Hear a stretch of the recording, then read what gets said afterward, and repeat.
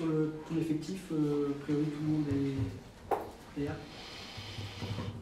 Tout le monde est là, à part Noah et Loïc. Oui, il y a des choses. C'est toujours la même question qu'on pose depuis quelques semaines. Pour l'instant, non, parce que je crois qu'il reprend, il a mal ailleurs. On l'arrête, on le fait reprendre. Par contre, il avale des kilomètres. Hein. Il en a fait, mais pour l'instant, tant qu'il n'est pas à l'entraînement avec nous, sur l'entraînement collectif, c'est vrai que c'est un peu compliqué, quoi. Dans quel état d'esprit vous êtes là? C'est un match presque, c'est pas une finale, c'est une nouvelle finale en fait. On est dans un bon état d'esprit. Je pense que même si la défaite a fait mal au groupe, je pense pas que ça ait cassé notre dynamique parce que je considère qu'on a fait un bon match, qu'on n'a pas été trop récompensé. Je pense pas que ça a été souligné qu'on est allé chercher cette équipe de Lorient, de temps en temps même se mettre, pas de temps en temps, pratiquement tout le temps se mettre en un contre un derrière pour pouvoir effectivement leur faire subir un pressing et pas leur donner la possibilité de développer leur jeu. Donc ça n'a pas été tellement souligné, mais c'est ce qu'on avait voulu mettre en place et ce qu'on a bien réussi à faire. Bon, malheureusement, à la 35e minute, la première fois qu'ils sont rentrés dans la surface de réparation, ils ont marqué. Donc bon, voilà, c'était les circonstances de ce match-là. C'est vrai qu'on n'a pas été très bon dans les deux surfaces. C'est le regret qu'on peut avoir sur ce match-là également. Les joueurs en sont conscients et que par rapport à ça, et je pense la volonté de rebondir rapidement et d'effectivement d'améliorer cette efficacité dans les deux surfaces. C'est quoi les clés de ce match contre une équipe de Serre qui quand même est très solide défensivement, qui va mettre de l'impact, du duel? Ouais, les clés, effectivement, ça sera déjà de garder son sang-froid, d'avoir beaucoup de sérénité, de gérer cet événement et de faire un match intelligent parce que c'est vrai que comme tu l'as dit, c'est une équipe athlétique, c'est une équipe qui joue sur la transition, donc on connaît ses forces. Voilà, c'est une équipe qui est sur une bonne dynamique aussi et qui est solide. Donc c'est vrai qu'on s'attend à un match difficile, mais on est préparé à ça. Donc voilà, après les clés, on va en garder un peu pour nous quand même, parce qu'autrement, on sait ce qu'on veut mettre en place et on verra si on arrive à le traduire sur le terrain. Ils vont sûrement vous laisser le ballon dimanche. Est-ce qu'il y a l'équipe qui... Ouais, je sais pas, oui, c'est possible. C'est vrai que c'est une équipe qui aime bien avoir un bloc très dense et puis à la récupération, exploiter les transitions rapides. Donc oui, voilà, il faudra être vigilant par rapport à ça. Maintenant, c'est une équipe aussi qui est capable de gérer le ballon. Donc je ne suis pas sûr qu'on ait 70% de possession non plus, quoi. Donc, mais chaque match a son histoire, donc c'est vrai qu'effectivement, ça va être une nouvelle aventure pour nous. Ce dernier match contre un concurrent direct, est-ce qu'il peut être le dernier tournant de la fin de championnat? Oh, mais c'est évident que ça peut être un tournant, surtout si on gagne. Parce que si on gagne, je pense qu'on sera vraiment dans une situation très, très favorable. Après, même si on ne gagne pas et que c'est un score de parité à l'arrivée, on sera dans une situation aussi quand même favorable parce qu'on sera devant Auxerre au minimum, on sera devant Nantes quoi qu'il arrive. Donc voilà, mais aujourd'hui, il est évident que c'est un match qu'il va falloir gérer de la meilleure des manières et surtout avec la tête. Bien sûr qu'il y aura les jambes, bien sûr qu'il y aura l'impact, comme tu l'as dit, bien sûr qu'il y aura des duels et qu'il faudra répondre présent, mais l'équipe est là-dedans depuis un moment, donc je n'ai pas trop de soucis par rapport à ça. Après, ce que l'inconnu, c'est effectivement dans le contenu, est-ce qu'on sera capable d'être efficace et capable de mettre en difficulté cette équipe qui est très bien organisée et qui est très solide. Quand tu dis gérer avec la tête, c'est-à-dire quoi? C'est un match de tension, de maintien, donc peut-être pas forcément tomber dans le pied de cycle des fautes, mais... Ouais, mais il y a un ensemble, hein. C'est un ensemble. Il est évident que ce genre de match se joue quelquefois sur des détails, sur la gestion des émotions, sur tout ça. Donc je pense qu'il faudra être solide là-dessus. Et puis c'est aussi une partie importante dans la préparation du match, quoi. Donc voilà, plus les matchs avancent, plus la fin de championnat arrive, forcément plus la pression monte. Donc il faut avoir cette tranquillité malgré tout, tout en ayant beaucoup d'activités sur le terrain et une énergie et une intensité qui a fait quelque part la valeur de nos matchs et puis surtout les résultats qu'on était allé chercher. C'était beaucoup parce que l'équipe avait aussi cette intensité, cette envie d'avancer, même quand on a été mené contre Toulouse. Voilà, on a montré ça et c'est aussi nos valeurs et il faut rester là-dedans.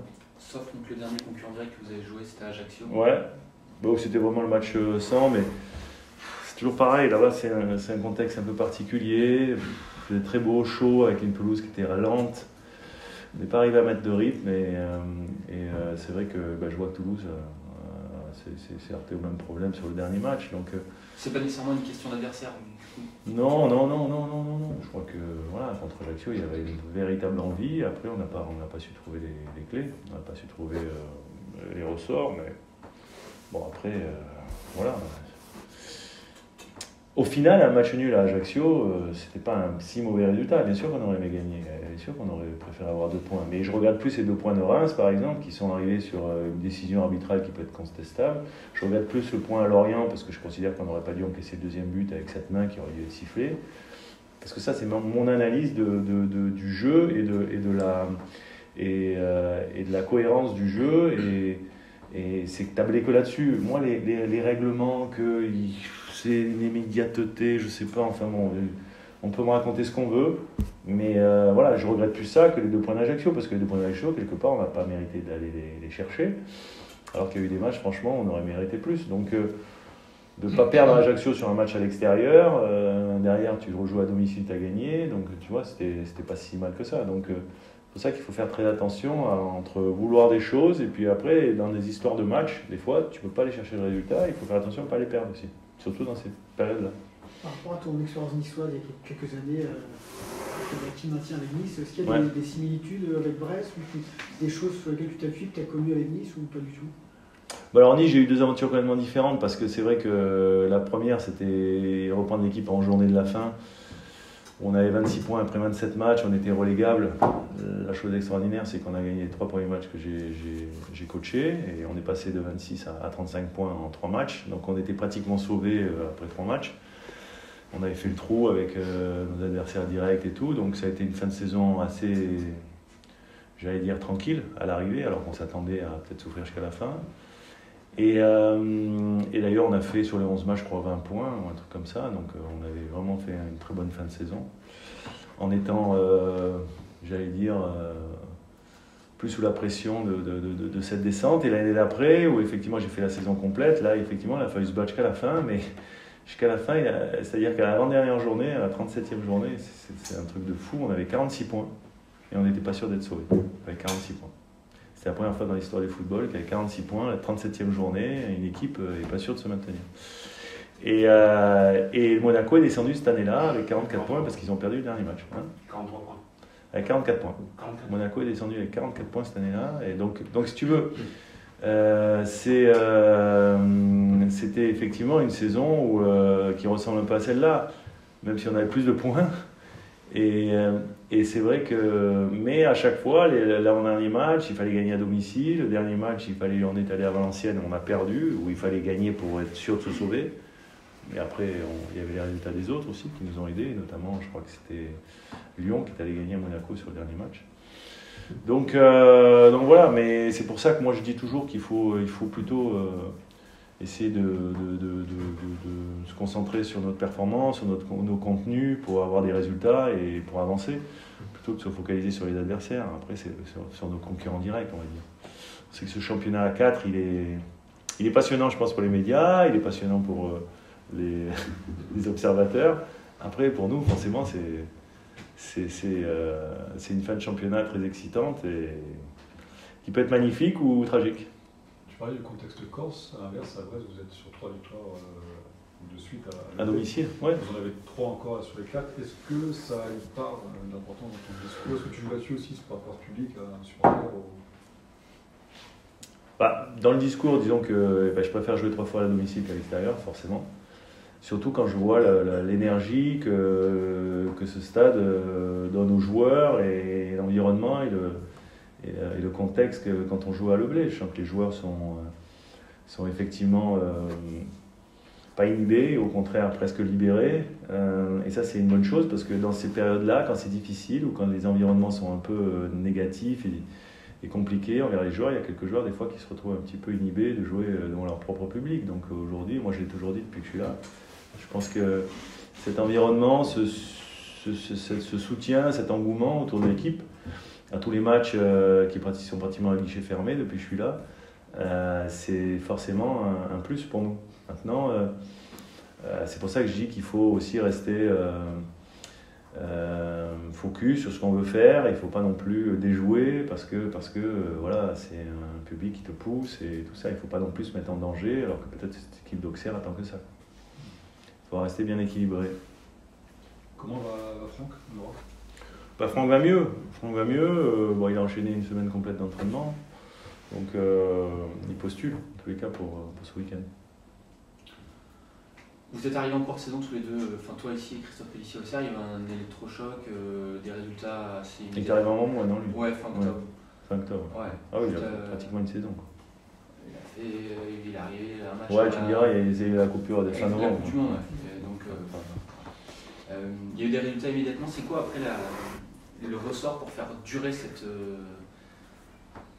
nouveauté ? Nous, en tous les cas, moi je suis pas encore dans le truc de dire maintenant il y a eu cette espèce de choc psychologique, je sais pas comment vous appelez ça. Et maintenant on est dans le truc d'installer quelque chose.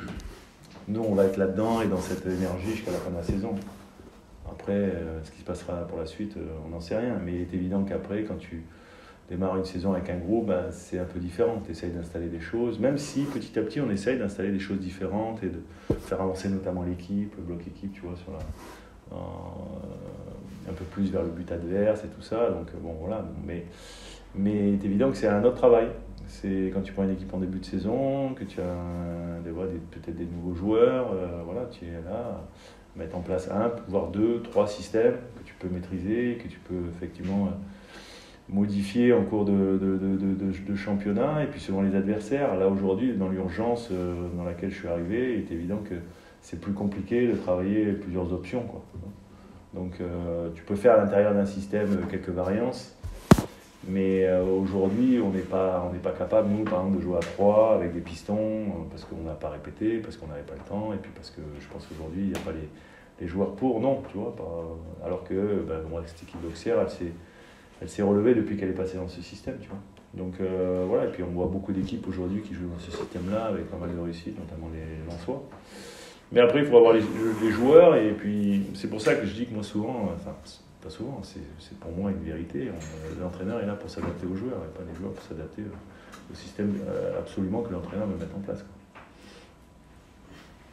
On parlait de victoire de Nîmes, mais c'est vrai qu'en cas de défaite, Auxerre vous passerez devant. Est-ce qu'il n'y a pas est-ce qu'au fil du match, il n'y a pas une petite peur pour tes joueurs si jamais ils vont rester à 0-0, de se dire finalement on verrouille parce que voilà, on va prendre un point? Non, mais nous, le match, on va le jouer pour essayer de le gagner, de toute façon, quoi qu'il arrive. Après, à un moment donné, c'est vrai que suivant l'évolution du score, suivant l'évolution du match, il y aura peut-être, et puis il y aura du coaching aussi. Donc à partir de là, on verra comment on évolue. Maintenant, Auxerre, bien sûr, et je pense qu'ils ont envie de gagner aussi, gagner ici, parce qu'ils savent derrière reçoivent le PSG non plus. Donc c'est pas si simple. Donc voilà, mais je suis pas sûr que c'est une équipe qui va venir pour se découvrir. Donc elle va venir forcément avec ce qu'elle a mis en place depuis quelques semaines, mois maintenant, où elle a des résultats. Et on l'a vu notamment à Marseille, où elle a été une équipe qui a été très compliquée à jouer pour les Marseillais et où ils ont bien failli faire un grand résultat là-bas. Donc je pense qu'elle va venir avec ses qualités de solidité et à la récupération essayer de nous poser des problèmes. Donc il n'y a pas de peur à avoir. Aujourd'hui, je crois qu'il faut effectivement être dans l'état d'esprit d'être bien conscient de ce qu'on veut mettre en place, le contenu que l'on veut voir sur le terrain, et puis après il y aura plus de chances effectivement si on arrive à mettre en place ce que l'on souhaite, ce qu'on a décidé ensemble, parce que ce qui est important c'est que les joueurs pensent ensemble et après jouent ensemble, et à partir de là on aura des chances de pouvoir l'emporter. Question sur Félix et Eric. Félix. Ouais. Il fait des entrées intéressantes sur ces semaines, tu as titulaire la semaine dernière. Comment tu juges son passage pour l'instant et qu'est-ce que tu lui demandes quand il rentre? Je trouve que c'est un joueur de talent, je trouve que c'est un joueur de qualité, de grande qualité, parce qu'il a il a non seulement du volume, mais il a aussi de la vitesse et il a également une qualité technique bien au-dessus de la moyenne. Donc il a toutes les qualités pour le haut niveau. Lui, il est très ambitieux aussi, parce que ça c'est marrant parce que, bon, comme je vous l'ai dit, moi quand je suis arrivé ici, j'ai fait des entretiens individuels avec tous les joueurs, et puis après ceux qui sont arrivés au mercato d'hiver, je les ai aussi passés un petit peu au rayon X pour voir un peu ce qu'ils avaient dans le ventre et tout ça. Donc lui, il a des ambitions très très élevées, quoi. Et quelquefois, c'est même des fois un peu surprenant quand tu vois un jeune joueur. C'est bien d'avoir Après, il faut se donner les moyens aussi. C'est pour ça que on le pousse à faire aussi du travail supplémentaire, du travail additionnel, parce que c'est un jeune joueur, il ne joue pas tout le temps. C'est un garçon, je pense, qui sera plus à l'aise dans un milieu à 3 que quand il joue, quand je le mets sur le côté pour fermer un couloir ou pour apporter les choses, parce que je pense que c'est vraiment son poste. Mais aujourd'hui, il a encore des choses à travailler, on les a identifiées, on en parle avec lui. Voilà, aujourd'hui, il a plus montré des choses quand il rentrait, parce que le match, quand il rentre à la 60e ou à la 65e, il est un peu plus ouvert que quand il a débuté. Alors à Lille, quand il a débuté la première fois, c'était vraiment un match difficile pour lui, parce que bon, on avait une attaque, on va dire, décimée, et que du coup, il se retrouvait un petit peu face à cette équipe lilloise qui te confisque le ballon, donc on les connaît bien. Donc ça, c'était très compliqué. Là, c'était un peu mieux contre Lorient, mais voilà, même lui, il n'est pas satisfait parce qu'il sait qu'il peut faire plus et qu'il doit faire plus. Donc on a beaucoup d'espoir sur la suite pour lui. Et voilà, donc, mais comme je lui ai dit, tu dois passer au niveau beau joueur que tu es aujourd'hui. C'est-à-dire que c'est un très beau joueur, bon ou très bon joueur, qui a une nuance un petit peu différente. C'est-à-dire cette capacité à attaquer, mais quand tu as le ballon, quand tu joues, à proposer des choses, mais à basculer vite dans la dimension, travailler pour l'équipe, quand le ballon est perdu, cette transition offensive-défensive où il est capable de faire mieux, et surtout qu'il a les atouts physiques pour le faire. Donc voilà, il y a beaucoup de choses positives pour lui, pour la suite, pour l'avenir. Après, quand on a des ambitions, il faut aussi mettre les moyens de ces ambitions en place, et ça va dépendre de lui, du travail qu'il va faire au quotidien et pour la suite de sa carrière.